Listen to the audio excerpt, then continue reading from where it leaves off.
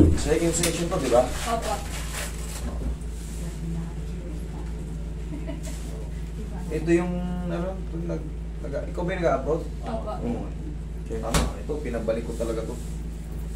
Ito yung, ano, mag-upload. O, kumusta na yung unang Ito session? po siya nagpa-x-ray. Yan, kahit pa paano, may dala na, ano. Parang ano ngayon sir, yung ako parang hindi pantay mo yun. Tabingi na kasi to si sir, tapos, siyempre, nag-a-abroad siya, kaya kailangan talaga ma-sureball yung ano nito. Tabingi na yung ano nito sir, katawan. Parang feeling mo, tingnan mo, Nangangalay di ba, nung una, naka-letter C ka, di ba? Opo. Tingnan mo yung katawan mo. Hindi, yan talaga yun. Yan, siyempre, pag naka-letter C ka, bababa yung isang ano mo, nung pina-x-ray nyo. Pero ngayon, tingnan mo, itsura niya. Pag pina-x-ray mo yan, kaya mo nang umi-straight.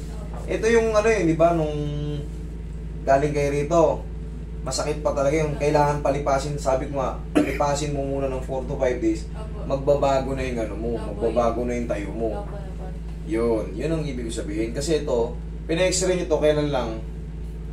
Nung araw din yun? Nung kinabukasan nun. Kinabukasan, okay. Okay lang yun, tama naman yung ginawa nyo. Alam nyo kung bakit? Saka po nagpalap siya. Kala Ah, na po nasa- na ano.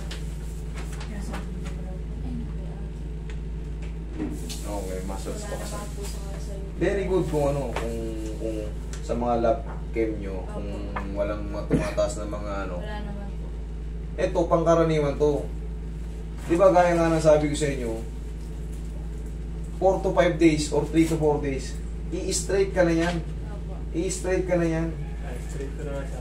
Oo, di ba? Nagkatotoo. Kumbaga kasi, estimate ko na yan eh. Ito kasi kinabukasan lang to nung ano. Talagang nakaliko. Ayan, kita mo naman, likong-liko. Opo. Nakaganon-ganon eh. Opo. Oh, nung paglipas ng mga ilang araw, talagang yan, pwede mo nang ano yan. Kumbaga, bearable na. Pero yung balakang mo, talagang meron pa yan. Kaya ako siya pinabalik. Kasi, kumbaga, iti-therapy na natin to kasi severe siya eh. Severe siya nung nakaraan eh. Tapos, yan, dire-diretso na yan. Kumbaga, parang ano na lang yan. Retouch na lang yan. Ilong na. Hilong ano na yan. Kumbaga, sige, subukan ko sutin to. Tayo ka nga, tignan natin kung letter C ka pa.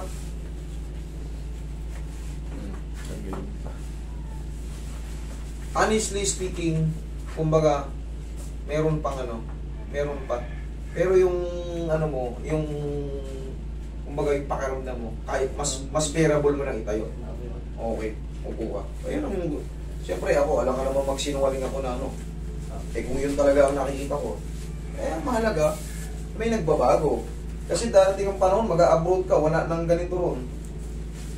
Yari ka ron. Sa therapy pa naman yun ako. Kaya nga, yun ang masakit. Pagka. Pero yung mga binilin ko sa nung una, yun ang susundin natin. May tinuro ko sa'yo, di ba? Yun ang susundin natin. Kasi wala talagang mahirapan tayo sa abroad. Pagka mag-isa na lang tayo, hindi na natin alam kung paano discard yung gagawin natin. Saka yung mga katrabaho natin, hindi tayo tutulungan yan. Kasi may mga time din silang dapat ma-fulfill. Kumbaga, makapasok din sila sa trabaho, may iwan at may iwan ka. Walang magsasakripisyo dyan sa'yo. Para aralayan ka. Hindi. Tayo.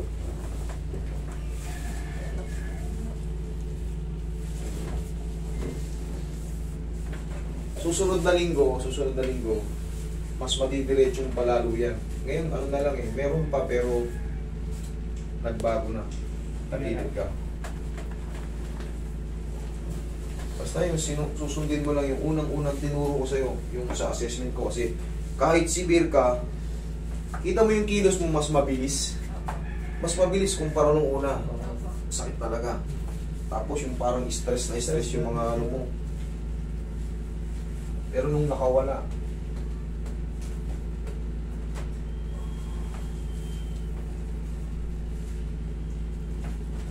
kabilang side.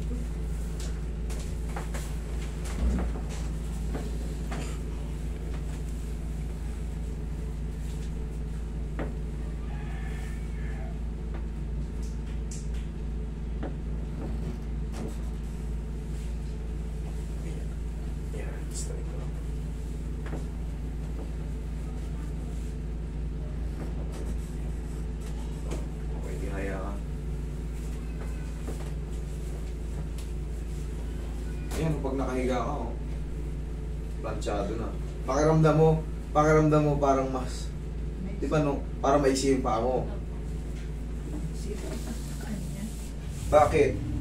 Normal na mangyayari yun kasi nga, ano ka pa eh, parang may ilang ka pa sa balaka mo, pag-aalalay pa, normal eh, pero pag nawala na yung ano nun, kaya naman yan ba? Kaya ko naman baltakin yan eh. Straight mo lang. Okay. Yan. Maliit, di ba? Papantayin natin yan. Pantayin natin yan. Yan, kung kitang-kita mo naman, kahit hindi ko hawakan, maliit talaga. Takin natin. Relax lang po eh. Okay lang mo tamo. Yun. Kahit ito yung mahaba, hahatakin ko rin ito.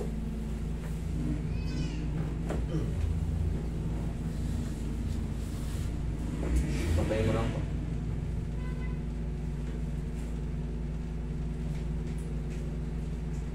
Konti pa. Konting-konti na lang. Okay. Isa pa. Mas maganda yung ano.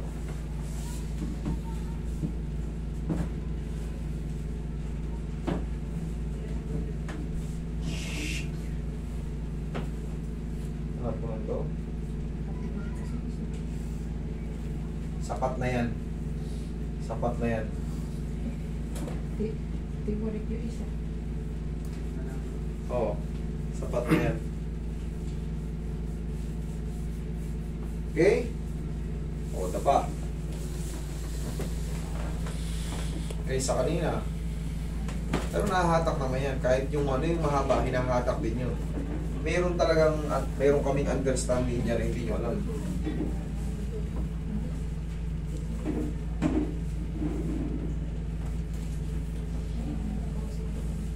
Okay ka lang dyan pag nakatapa? O kailangan kong kalsuhan? Okay lang, sir. Okay lang. Nung una, di ba parang kinalsuhan kita? Hindi Parang nakaganon ka. Oo. Pero ngayon, lapat naman na lang eh. Kaya na yan. Kumbaga na malaki na yung pagbabago yun sa loob. Kailangan lang talaga mag-healing. 30 pa naman yung alis mo, no? Oo. Sakto yan. Kumbaga, nakapag-heal ka muna rito. Kaysa aalis ka na baka maleta mo, hindi mo kayang inat eh. Kaya nga, sir.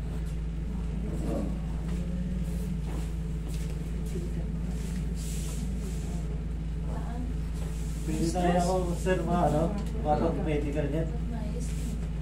Kailan ka ba... Kailan mo gusto? Kailan mo gusto magpa-medical? Sa Lunes sana, sir, eh. Sa Lunes? Thursday na ngayon eh. Friday, Saturday, Sunday, Monday, 4 days. Miyerkules ka na. Merkules. Miyerkules. Para saktong-sakto, kumbaga, hindi ka mapapansin yung lakad mo. Straight na. Oo. Kasi pagka ano, ngayon, under ano ko pa niyan eh. Oo. Kaya mo nang i-straight, kaso siyempre baka mahalata ka na Meron ako nahihigda, no? may inihinta ka pa eh. Kaya kailangan makapag-rest mo na kasi kakaratingin kita ngayon. Oo. Tsaka sa Sabado Linggo, alam ko naman ang ginagawa nyo. Magmumuling kayo. US Cuba, based no? yun. Oo, US based.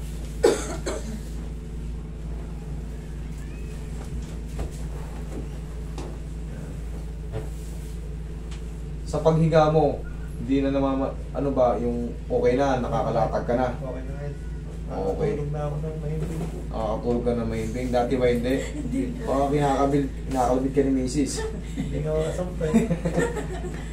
Siya muna pasampahin mo. Hindi, totoo yan. Hindi naman, konti lang naman yung bata nating ano eh.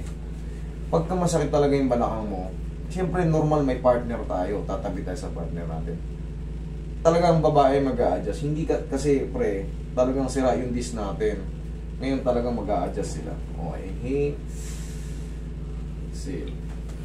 Kasi pag pipilitin natin, wala. Pagising mo ng umaga, feeling mo para kang nag-construction. Ang bigat ng katawan mo. Yun ang totoo. Yun ang totoo. Para, yung akala mo, hindi ka naman pero naalala mo, may partner ka pala. Siyempre, naglalami. Sa akin, may experience ko na yun eh. Dito, maghapon ako sa ganito. Pagising ko ng umaga, grabe sakit na dito. Pero ang sekreto lang doon, yung tinuro ko. Ayun, ganun. Okay. Tapos, salubungin mo na ng haplos. Yung mga masil-masil mo dyan. Huminga ako Master, ano? Magbaon ganyan sa abroad, wala kang mabibili. Opo. Mahirap magtiwala sa mga ibang pamahid. Opo. Baka hindi mo kabisado. Mas maganda yung dito, yung subok mo na, alam mo na kung ano, kung allergy ka ba o hindi. Di ba? Doon kasi hindi natin alam sa Cuba kung ano yung mga panghaplos-haplos nila eh. Titestingin pa natin yan. Ngayon, pag nakalatag ka, okay naman. Okay. Walang nakatukod. Well, Sige, upo. Bahay pa aron. Yan. Tapos unti-untiin mo na rin ganito yun. Sige, upo ka na pala. Tindahan-dahang dulos mo yung katawan mo. Ayan. Sige, baba. Sige, baba pa. Oo. Masakit na, kaya pa. kaya po. Oo, baba pa. Sige. Yan, para mainit yung dito mo. Oo, angat. Oo.